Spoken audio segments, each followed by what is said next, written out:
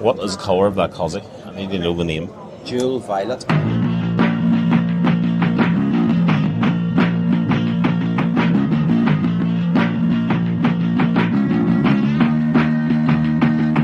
Welcome to the Soul to Scene podcast. I'm Andy Cooper from RMS Motoring, and I'm joined today by Gary Riley. Hello. We have Phil Dalgetty with us today as well. Hello. Joining us, Pablo from the forum is away. He's away in a Ferrari 458. That's what he's telling us. It may be a Corsa 1.2 that he's aspired to have a run in at some stage. But. So we're at the Classic Car Show in the NEC. We can hear some background noise because we're in the bar. Just grabbing 5 minutes to sit down because this place is absolutely enormous. The NEC, I don't know, it's like 1 million square feet. It's got to be. It's absolutely sore legs all around. Yeah, but like we try and come nearly every year. It's just an automotive mecca. You see so much. You see stuff you'd never see anywhere else. Yeah, exactly. So Pablo Paul, he is away. You can do this drives thing. It's for charity, isn't it? Yeah, it's what do you call it? The bear run. Yeah. People.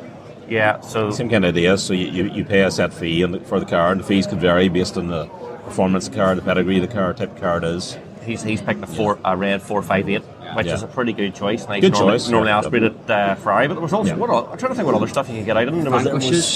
Aston Martin Vanquish. There was 860 horsepower. There was Shelby Mustang Supercharged, really high powered Mustang. There was a few M cars. McLaren 650S as well. And to give you an idea of the costs, the cost can go from like 20 quid for something minor, like a 2CV. There's a 2CV there. There's a Mini Cooper there. I think it was £22 per on that. Yeah. And I think the Ferrari was 70 that he was getting, was it? Something like that. 70 or 80 is the highest that they do. Yeah, but and you get a passenger run kind of around the kind of outer ring here, circling the NEC. So it is public roads. You're not going on a closed track or anything, unfortunately. But depends on your driver, doesn't it? It depends very much on the driver. How much to push on. Yes. All within legal limits, of course. But anyway, the show's massive. There's 8 halls, 10 halls. Yeah. If you look online, you can look at the hall guide, and there's just so much. Loads of owners' clubs, loads of classic car restoration companies, manufacturers. Speaking of manufacturers, we absolutely love the Radford, the Jensen Button, and Anstead in race car thing based on like a Lotus base, but it's absolutely gorgeous. The John Player JPS colours, JPS colours. It's just absolutely epic. We'll post some pictures in the show notes. There's some other amazing stuff. Loads of there's a great Ford section. We give the Ford guys a hard time because they're so anal about the RS guys. They are but at the same time, the Ford stuff is just incredible. I'll say this: having come here for many years, the Ford stand has more cars with mirrors underneath the cars, showing the underbody than any other stand. And that's just the sheer quality. Some immaculate stuff. Conqueror's approach, it really is. Some beautiful. So we've Sapphire Causey there. We're just looking through some of our photos here, and we'll stick some pictures up with that. But the Mercedes stuff was lovely too. There was the 190. Was that a 190e Cosworth, the 2.3 in the grey? It was a 2.316, but it wasn't an Evo. Oh, right, okay.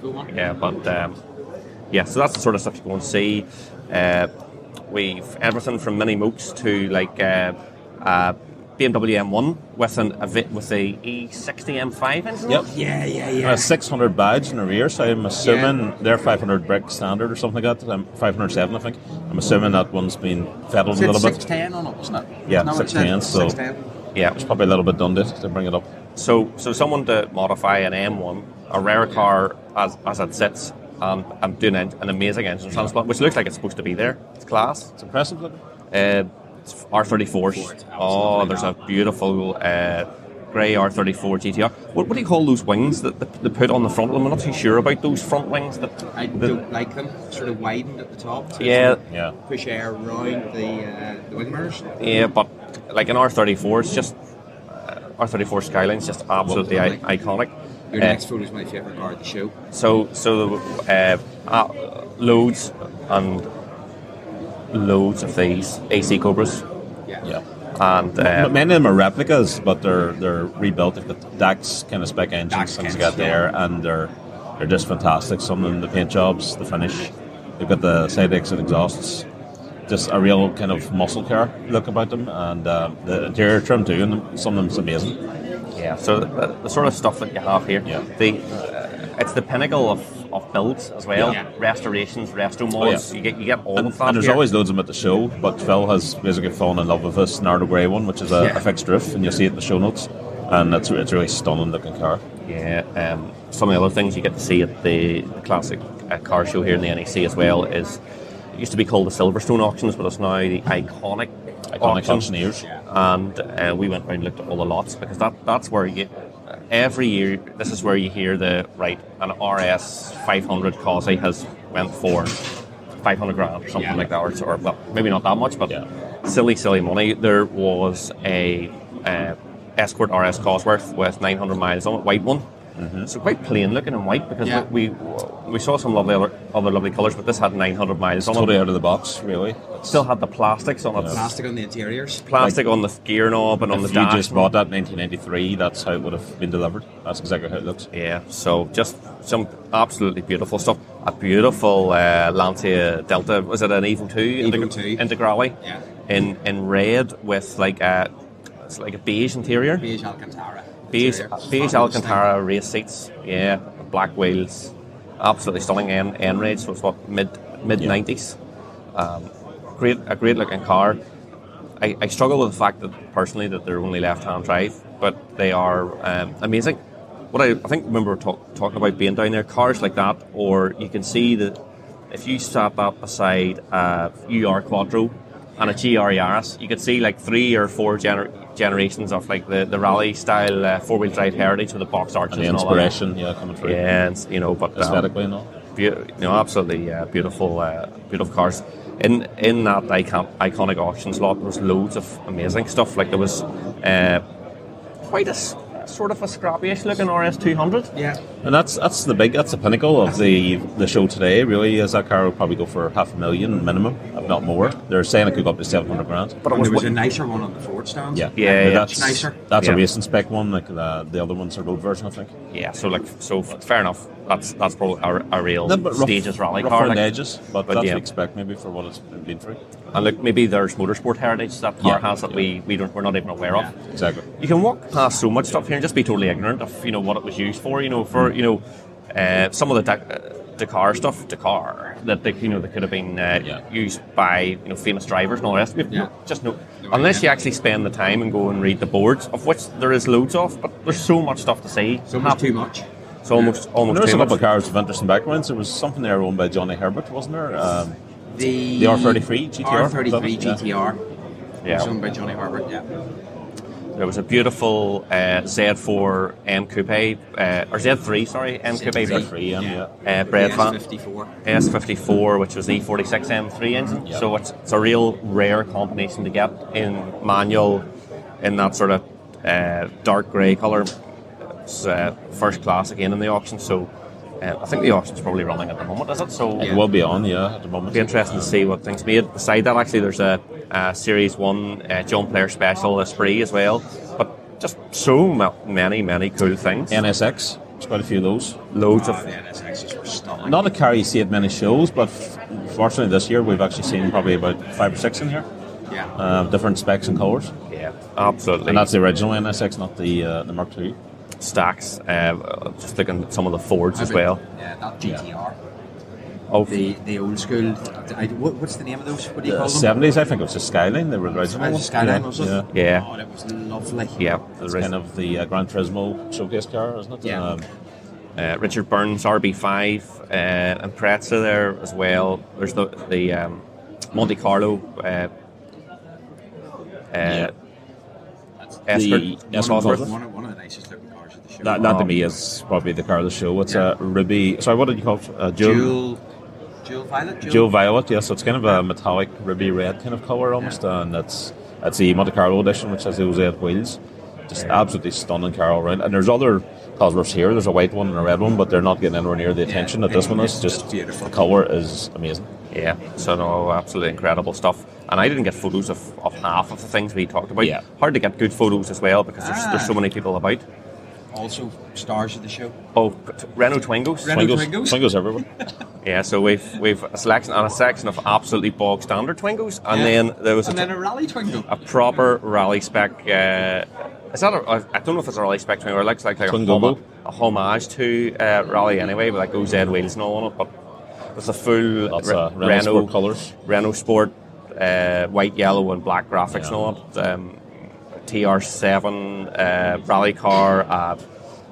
What's that limited edition Porsche we saw? That's just a 944 Turbo. I think GT, something like that. 944 Carrera GT. Yeah. You know, so and that was at the Porsche Club GB stand. So you have all these clubs that go to these shows and just bring out, their members bring out some. Yeah, it's not just modern classics. That's kind of stuff probably that appeals to us in RMS. But the show itself, there's so much more. There's stuff from the 30s, 40s, 50s, up to 60s and beyond. You know, if you're into the proper classic cars, your Ford Model Ts and things, there's things really satisfy people that are into that. There's that Merlin engined car, with the huge long nose. Johnny Smith did the video. Yeah, the Beast that Johnny Smith did a video about in grey. It used to be in like a horrible yellow colour, and it's an orange colour too, wasn't it? Yeah. So with aircraft engine, it's like a 70s thing. It's just unreal. I love those. There's some Porsche Speedsters. They are absolutely beautiful. It's sort of like the Carmen designed 60s Porsche Roadsters. There was absolutely loads of them. I'll say this, you get your money's worth at the show. There is so much to see, and we've been here 2 days now, and we probably still haven't looked at every car here. No, but there's huge. There's so much. There's that green Aston A8 AMV. The original Vantage, did you say it was? Yeah, the original Vantage. That's a V600. I think, what did it say on it? 40 of them made? And that's 40. Maybe number 14. And that, for me, when I was growing up, was my sort of ultimate top trumps car. So if I could ever own one. That was and the then I James saw Bond. the price of that one today, and that's 360,000. Is that the one you said they used in the Living Daylights film, the James Bond? I think so, yeah. Certainly that sort of shape. Yeah, and there is loads of film cars, wasn't there? There was a Bond film car, a promotional Bond car. Was it the Vanquish or something like that? DBS or something with the guns coming out of the bonnet. Yeah. The Die Another Day. Pierce Brosnan there. Yeah, so you could buy a piece of Bond heritage there with plastic looking guns coming out of the vents in the bonnet. But yeah, you look well driving down Westlink with the guns out. Not for the first time. So yeah, look, we're going to have a further look around the show and tell you more about the trip as well, because coming over to Birmingham for a weekend is just the way to go. So that we've just landed back to our hotel after 2 days at the NEC. We'll just jump ahead here, but one thing we were talking about earlier on, just after we finished that recording, was maybe there's a bit of misconception about what the Classic Car Show is about and why you would come here. Like, it's a lot of modern classics and like stuff. Okay, there'll be stuff from the 20s and 30s, but there's stuff right up to, there's a lot of 90s and early 2000s stuff from our younger days, our plates days, and from reading magazines in the 90s, poster cars, that sort of stuff. There's even some maybe modified stuff. Yeah. We were talking about the Mark Owners Club stand, which had It was brilliant. What was that, like an SL 500 or something? Yeah, on air. On air? Yeah, on the deck. Yeah. And the classic show is a classic show. Even modern classics are classics. You know, it's not all brand new cars, but it's the type of stuff, you know, there's a large contingent of the show is Cosworths, Integrals, Mercedes Evos, things like that. There stuff that people salivate over when they see them in car shows at home. It's not all Ford Model Ts from the 1900s and things like that there. Yeah. And occasionally you do get new car launches. Like the DB11 was launched at this show, the TBR Griffith, a couple of years ago. There was a big launch of that. So you do see new stuff like that as well, but stuff that has kind of a pedigree. And, you know, there's a good kind of classical history behind it. There's lots of older Astons, lots of older TBRs. Iconic stuff. So I remember you grabbed us earlier and said you have to come and see. What was it? A Gulf Rally or something? G60 Rally. You know, a really nice kind of synchronous box in it, and I can't remember the model of that was, but they're stunning wheels on it and retrimmed interior. All works. Yeah. So like just stuff like that. There was and really random low mileage stuff. Like there was a bog standard Primera.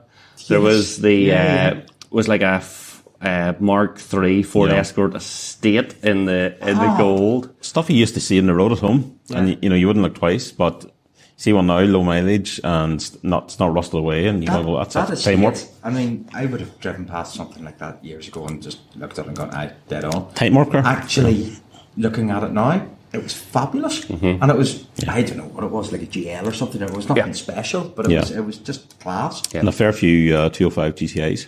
205, which are loads of them. Maybe the greatest hatchback ever, the hot hatch. I'll give you an example. If you're a massive JDM lover, so you go to the JPC Car Show on Titanic Corner, and you want to go and see Supras and RX-7s and stuff like that. If you want to see the best Supras and RX-7s and stuff like that, what do we see today? Supras, RX-7s, FTOs. Yeah. Those are stuff. Civics. Yeah. 240Zs, 260Zs, early Skylines, the whole works. Yeah, they have everything. 300ZX, it was all there. Oh, like several examples, like the 300ZX, and there was 4 stunning ones. Yeah. The Supras were incredible. Yeah. The RX, there was a couple of absolutely bog standard, immaculate RX-7s. The green one was just amazing. Absolutely gorgeous, and a lot of the stuff's here's for sale as well. Yeah. Which is the other thing. Yeah. So it's just misconception that a classic show is very old. Pre-1950 cars, it's not. There's a lot of really cool stuff here for younger drivers to come and enjoy and stuff they would recognise. Yeah. Actually, lads, it's just that we're getting older. Well, yes, we are getting older too, like we are past it.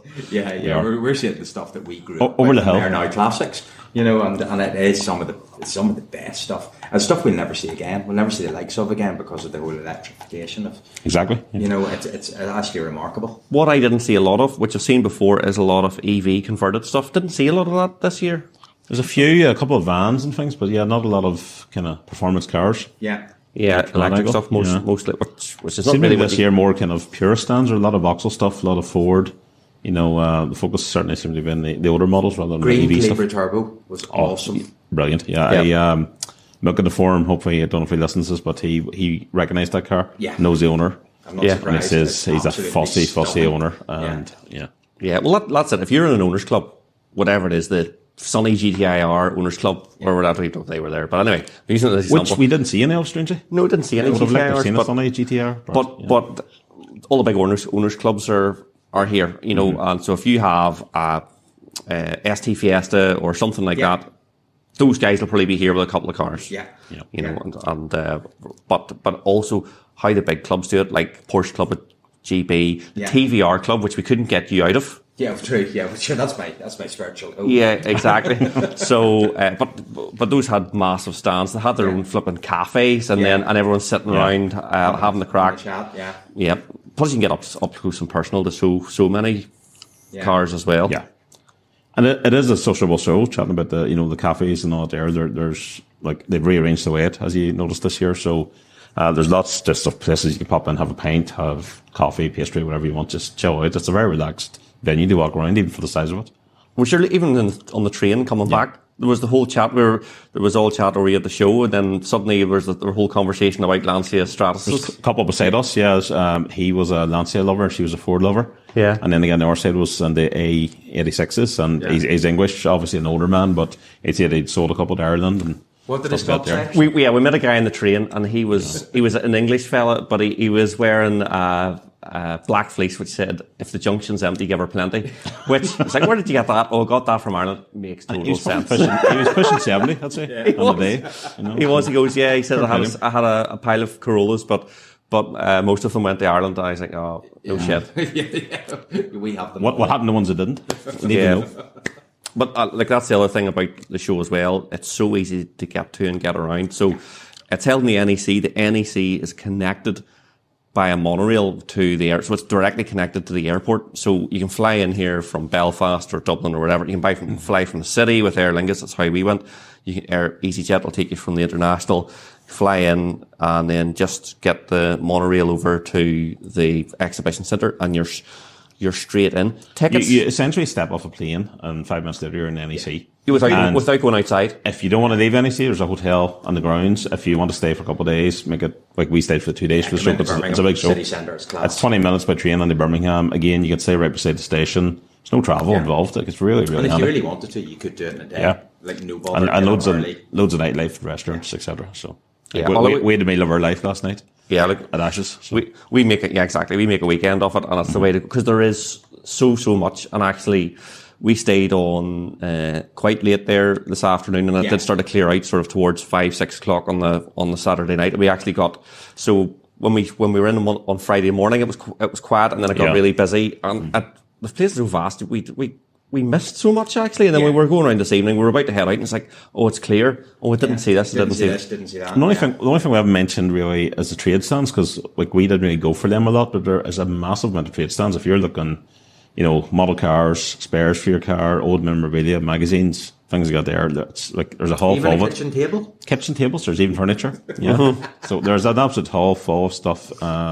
If you happen to be somebody who works in older cars as a project, you could fill your bits in here. Yeah, for sure. Mechanical parts, pipes, everything, anything you need. Yeah, or even just to make contacts. Yeah, if you're going to start a project, go and talk to people. Get phone numbers. It's a great way to kick that off too. So no, it's been absolutely fantastic. And then we're about to go out this evening. It's this time of year, nearly Christmas. So the Christmas market's on the middle of Birmingham. So we're going to go out to that now and. Enjoy ourselves, so it's definitely a great. Devour a few German sausages. Hopefully, possibly not.